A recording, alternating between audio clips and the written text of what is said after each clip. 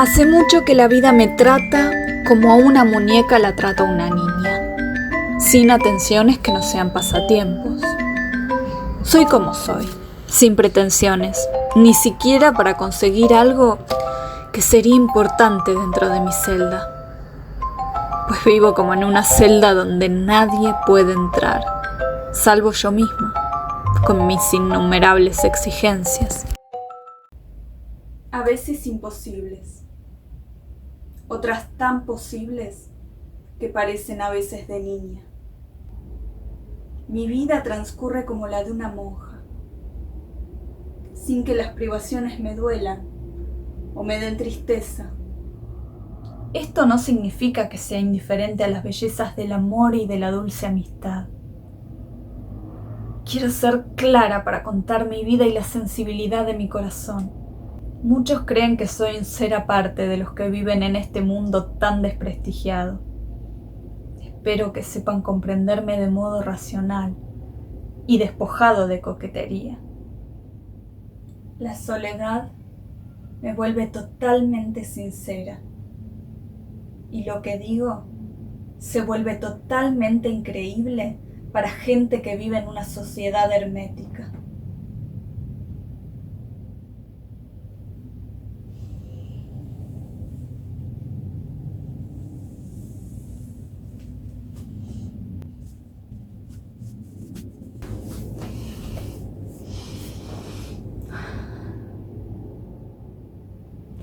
Soy independiente y libre de pensar y sentir como siento, sin la menor vergüenza.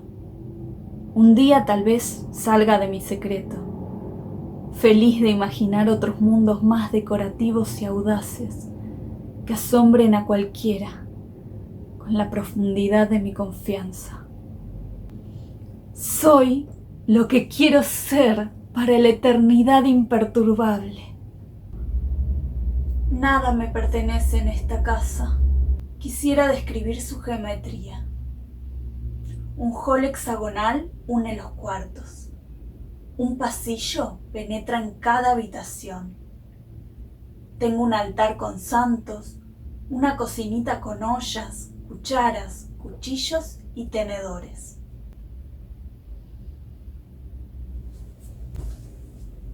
Vivo en un mundo en el que el agua se apoderó de la tierra.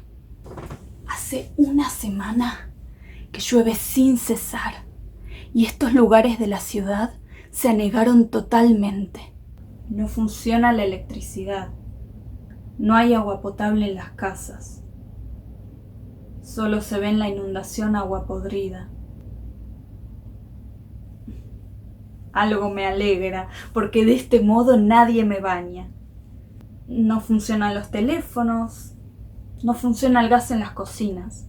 Hay que resignarse, dice una viejita, que se alegra porque para ella la resignación es la única esperanza. Resignarse. ¿Qué significará esa palabra? La escuché en un sueño en que nadie encuentra lo que busca ni se entristece porque no lo encuentra. Para mí se parece bastante a la esperanza. Aunque dicha en otro tono de voz, podría parecerse mucho a esa capitalización tan extraña de los hombres de mi infancia. ¿Habré sido chica alguna vez? No tengo zapatitos chicos, ni vestiditos, ni sombreritos que prueben que he sido chica, ni juegos de muebles diminutos, ni carritos. No he sido chica. Sin embargo, cuando yo era chica, tan chica que nadie me veía, ni siquiera me miraban, ni alababan mi pelo lacio, ni mi peinado, ni mi vestido, ni mi modo de hablar, yo asistía a una inundación. Floté sobre el agua, dormida como sobre un colchón suave y líquido que podía beber. Miraba las casas sumergidas en el agua y levantaba mis pies para que respiraran y mi cabeza también. Y alguien gritó en la calle: ¡es un ángel! ¡Miren el ángel! Una persona a la que no puedo nombrar, porque he sabido que la gente es perversa y podría interpretar mal mis palabras, me salvó de donde floté durante unas horas. Era en Olivos, cerca del Bajo, donde hay hortensias y sauces azules. La persona que me salvó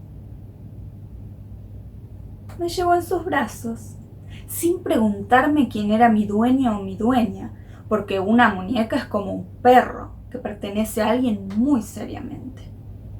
Me llevó a su casa, que quedaba en las barrancas, desde donde podía verse el río. Corrió al baño en busca de servilletas y toallas y me secó el pelo con una toalla celeste y los pies con una servilleta blanca llena de bordados. Después me sacó el vestido, creo que lo planchó, y me lo volvió a poner con íntimo cuidado. Pasaron 2 o 3 días sin que nada nos perturbara.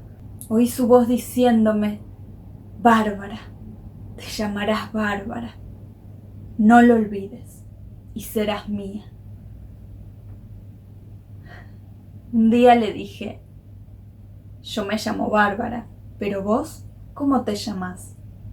Me llamo Andrómaca, me dijo, conteniendo su respiración. Un nombre tal vez raro, pero es mío desde que me bautizaron, y espero que siga siendo raro hasta que me muera. Tú nunca morirás, le dije. Antes me moriré yo. Y así fue como esperamos a un día de primavera para cortar las flores y distribuirlas en todos los floreros de la casa. Jazmines, hortensias, crisantemos, corona de novia, los nombres no nos faltaban.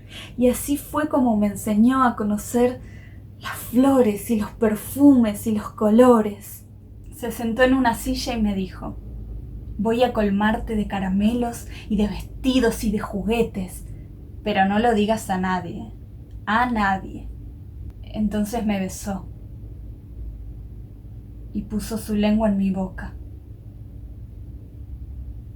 Parecía una frutilla recién cortada.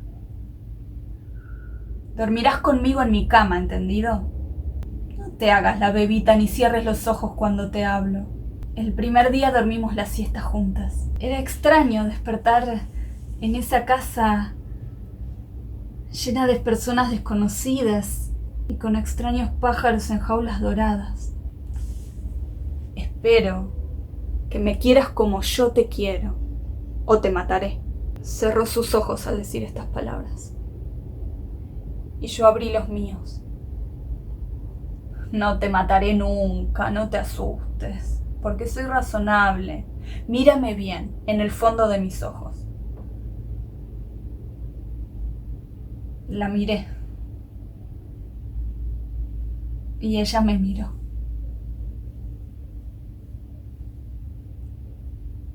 Pero la felicidad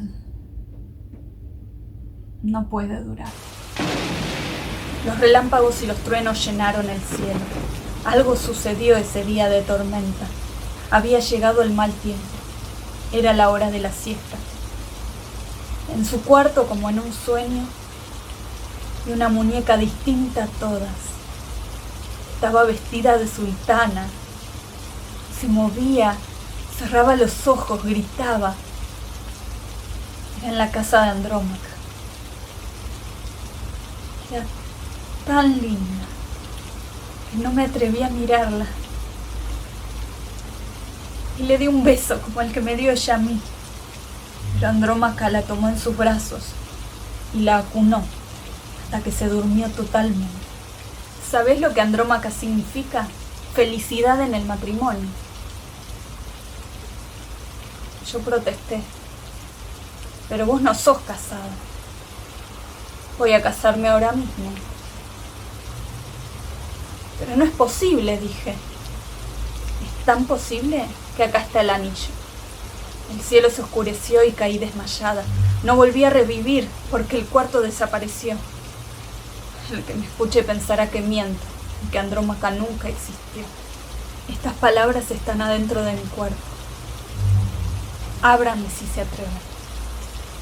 Tal vez hoy, tal vez mañana, tal vez nunca me tiraré de esta ventana. Se acercó a la ventana, la abrió, miró a su alrededor. Mírenme, dijo. Dio un salto y cayó por el aire. Se disolvió como un terrón de azúcar. Solo quedó el azul de sus ojos, perdido